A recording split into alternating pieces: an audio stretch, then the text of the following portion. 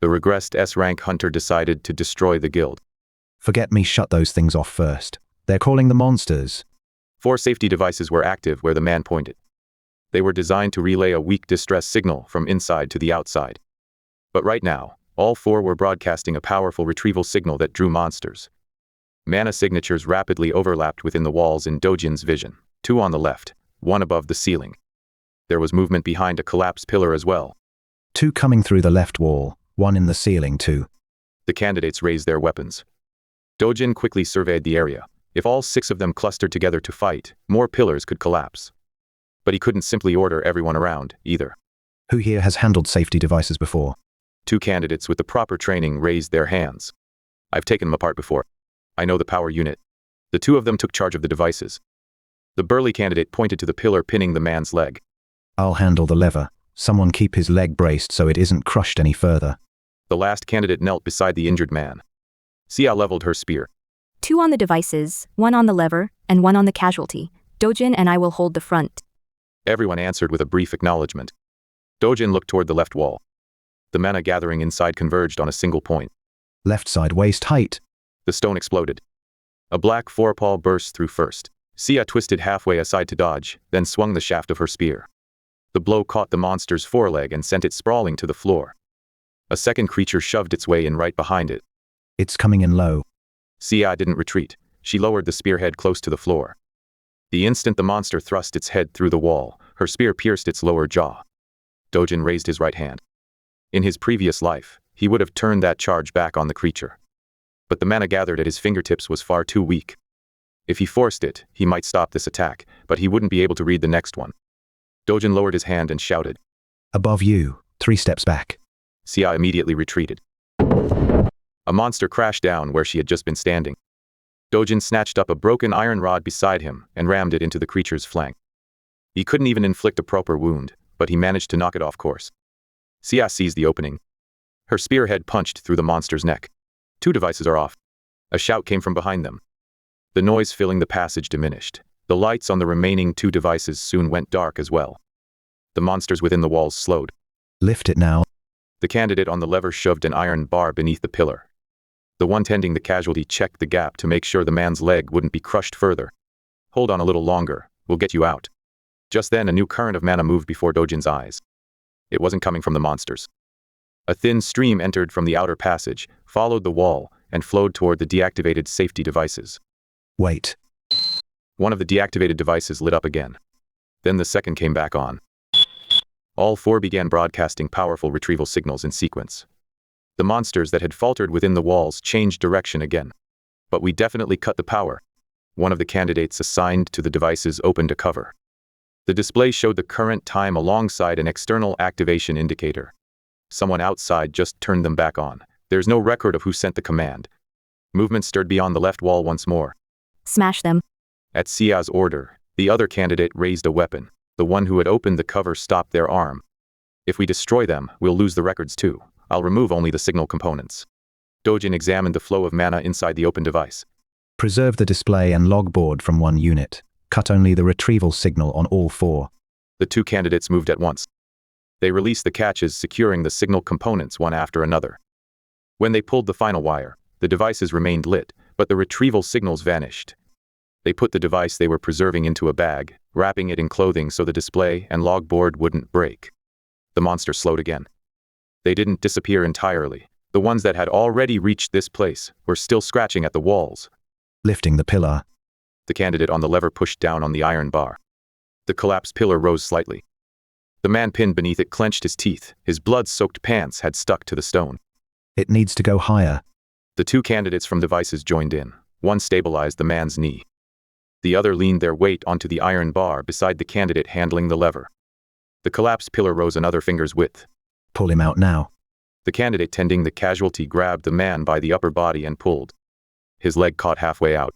Wait, his clothes are stuck. Se-ah kept her eyes on the wall as she asked. How many are left? Dojin counted the currents of mana. 2 were moving farther away. 1 had stopped. But a new current was rapidly approaching from behind the structure on the right. 1 from the right. It'll be here soon. I'll hold this side. Se-ah shifted position. Dojin started to follow her then stopped. He could see where the attack would begin, but its direction was wrong. The monster wasn't heading for Se-ah. It was aiming for the candidates, pushing down on the lever. Se-ah, it's targeting the rescue team. Draw it to the right. Se-ah didn't ask why. She struck the floor twice with the tip of her spear. Hearing the noise, the monster burst through a gap in the structure. Se-ah raked the spearhead across its field of vision, then sprinted to the right. The monster twisted to follow her. It's going straight for a forepaw strike. Dojin saw mana gathering in the creature's shoulder. Duck now. Se-ah dropped low. The monster's forepaw swept over her head. Still crouching, Se-ah hooked the shaft of her spear between its front legs. Unable to overcome its own momentum, the monster tumbled forward. Dojin shoved its hind leg with the iron rod. His arm went numb. His strength couldn't even be compared to what it had been in his prime. Still, he bought Se-ah enough time to regain her footing. She reversed her grip on the spear. The spearhead drove beneath the fallen monster's throat. The monster went still. He's free. A shout rang out behind them. The man beneath the pillar was dragged clear. When the candidate on the lever and the one assisting released the iron bar, the pillar slammed back down. Everyone paused to catch their breath. Se-ah immediately flicked the blood from her spear and checked their surroundings. Treat him here first. You two on the devices, watch the walls. The candidate tending the casualty cut open the man's pants to inspect the wound. No bone had broken through the skin, but his ankle was badly swollen. Can you walk? Not by myself. The man exhaled raggedly. But I can move if someone supports me. Please don't leave me here. We won't. Se-ah's answer was brief. Dojin took out the safety device they had preserved and set it in front of the man. Did your team install these devices? The man's expression stiffened. Yes. Why weren't you on the roster? We thought we were being added to the official roster. The man looked down as the candidate wrapped a bandage around his leg. They said low rankers would earn recruitment points for installing safety devices. They told us it wasn't dangerous. All we had to do was place the devices and come back out, and we'd get bonus points on the next evaluation. 3 of you entered, correct? Yes, 3 including me. Where are the other 2? One stayed behind past the collapsed fork. He couldn't move any farther, so I gave him the distress button and told him to wait. The man pointed toward the inner passage. The other one was dragged past the fork by a monster, toward the core. I chased after him, but this pillar fell on me. What about your communication equipment? The man bit his lip. They took it as soon as we entered. They said the signal was unstable inside and the equipment would only cause interference. Your identification tags too? They took every intact one. They said they'd re-register them and give them back. Dojin took the broken fragment of an identification tag from his bag. We found this in the passage. The man recognized it. It belongs to one of my teammates. The cord snapped when they confiscated it. They must not have noticed that piece. Who ordered you to do this? Se-ah asked. I saw their faces, but I don't know their names. The person who brought us here and the person who collected our equipment weren't the same. Dojin didn't press him further about who had given the order. Asking now would only produce more speculation. He placed the tag fragment beside the device containing the external activation record, then closed the bag. Se-ah checked her watch. We have less than 2 minutes until our agreed return time. The time limit they had set at the start was almost up. Shouldn't we head back to the entrance? The candidate on the lever asked. One of the candidates assigned to the devices pointed at the deactivated unit. The return device is still down, and the proctor isn't responding. The candidate tending the casualty spoke up. If we take him back and the entrance collapses any further, we're finished. Se-ah laid out the plan concisely. The casualty handler and 1 device specialist will support him. The other 4 will guard the front and rear. If the passage suffers a major collapse, everyone turns back even if we've found the second person. Any objections? No one raised a hand. Dojin nodded as well. Let's go. Just then, the measuring device emitted a faint sound. Everyone stopped.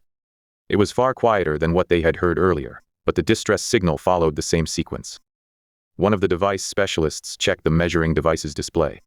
It didn't pass through the devices we shut off earlier. The signal came directly from farther inside. Someone still alive had pressed the button on a nearby device. A red light soon flickered on in the depths of the passage. Then the next device lit up. 1, 2, 3.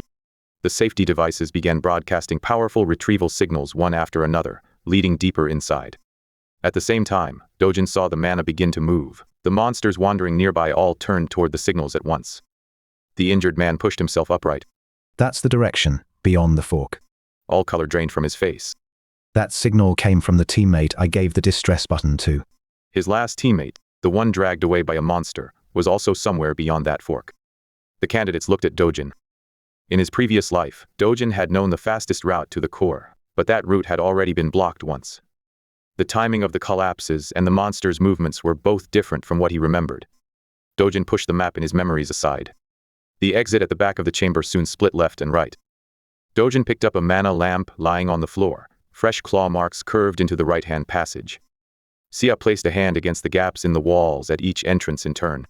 There's no airflow on the left. The right passage continues. One of the device specialists held out the measuring devices screen as well. All 3 devices that just activated are in the right-hand passage. The claw marks, the airflow, and the retrieval signals all pointed to the same path.